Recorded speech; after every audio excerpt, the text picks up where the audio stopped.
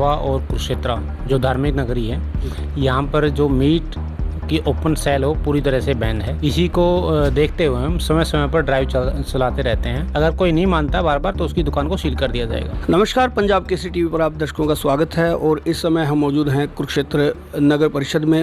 यहाँ नगर परिषद के कार्यकारी अधिकारी राजेश कुमार जी हैं, उनसे बातचीत करेंगे। राजेश जी, पहले तो आपका स्वागत है।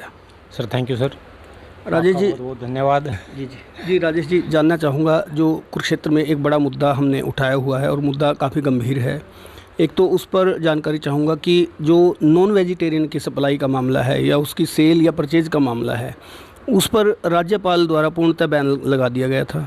बावजूद इसके बिक्री हो रही है और आपने एक ड्राइव भी चलाई है इसको लेकर, तो क्या उसमें अभी तक सामने आया?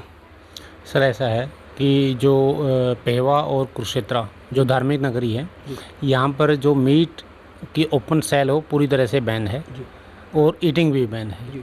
इसी को देखते हुए हम समय समय पर ड्राइव चलाते रहते हैं और जो जो हमारे संज्ञान में चीज़ें आती हैं उनको हम आज भी अगर आप देखोगे तो हमारी एक टीम गई हुई है इसी पर्पज़ के लिए। तो सर, जो ये लोग बार बार रूल्स तोड़ रहे हैं, इनके प्रति क्या एक्शन रहेगा आपकी काउंसिल का? इनके अगेंस्ट में एज पर जो रूल होगा, अगर पहले तो हम इनको नोटिस इशू कर रहे हैं। आज हमारी टीम गई हुई है, ठीक है। अगर कोई नहीं मानता बार बार तो उसकी दुकान को सील कर दिया जाएगा। दुकान की सीलिंग की प्रक्रिया अपनाई जा सकती है अगर वो बार बार नियमों का उल्लंघन करता है तो जैसे होटलों में भी चल रहा है, तो होटल भी सील किया जा सकता है ऐसे में? बिल्कुल, कोई भी चीज़ सील की जा सकती है अगर वो इलीगल काम कर रहा है तो। राजेश जी, एक चीज़ और भी जानना चाहूँगा कि शहर में बड़ा अतिक्रमण हुआ पड़ा है, अस्थायी अतिक्रमण है। दुकानदार जो है सामान बाहर लगा लेते हैं, बड़ी लोगों को परेशानी आती है। लोग परेशान होकर कई बार कह नहीं पाते, झल्ला कर रह जाते हैं। कई तो सामान बाहर होते हैं और फिर साथ में ट्रैफिक खड़ा हो जाता है, उनके व्हीकल खड़े हो जाते हैं। तो उसके लिए भी आप समय समय पर ड्राइव तो चलाते हैं, लेकिन वो एक्शन नहीं हो पा रहा है सर, जो होना चाहिए।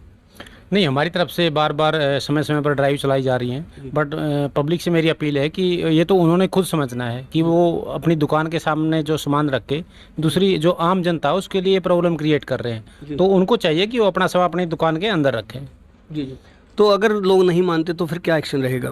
जैसे कि आपने बताया कि हमें ड्राइव चला के उनका पूरा सामान जब्त कर लिया जाएगा, तो मेरा तो आपके माध्यम से यही अनुरोध है कि वो अपना जो सामान है उसको दुकान के अंदर रखें, अदरवाइज उनके सामान को जब्त कर लिया जाएगा।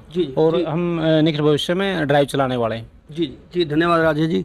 तो देखिए, नगर परिषद कुरुक्षेत्र के कार्यकारी अधिकारी राजेश जी से हमने बातचीत की और उन्होंने कहा कि नॉन वेजिटेरियन सप्लाई पूर्णतः प्रतिबंधित है और यदि कोई उस पर सप्लाई करता है या उसको खरीद करता है तो दोनों पर एक्शन हो सकता है।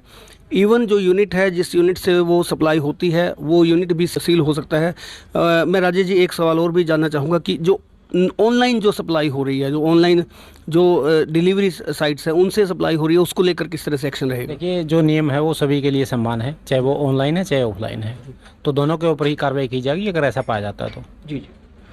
तो देखिए, ये राजेश कुमार जी से खास बातचीत रही है और इस तरह की बातचीत हम आपको दिखाते रहते हैं। ऐसी और भी जानकारियाँ हासिल करने के लिए देखते रहे पंजाब केसरी टीवी और कुरुक्षेत्र केसरी पेज के लिए कपिल शर्मा की रिपोर्ट। हमसे जुड़े रहने के लिए हमारे YouTube चैनल को सब्सक्राइब करें और नई वीडियो की नोटिफिकेशन के लिए बेल आइकॉन को दबाएं। अगर आप ये वीडियो Facebook पर देख रहे हैं तो लाइक जरूर करें और ज्यादा से ज्यादा शेयर करें। धन्यवाद।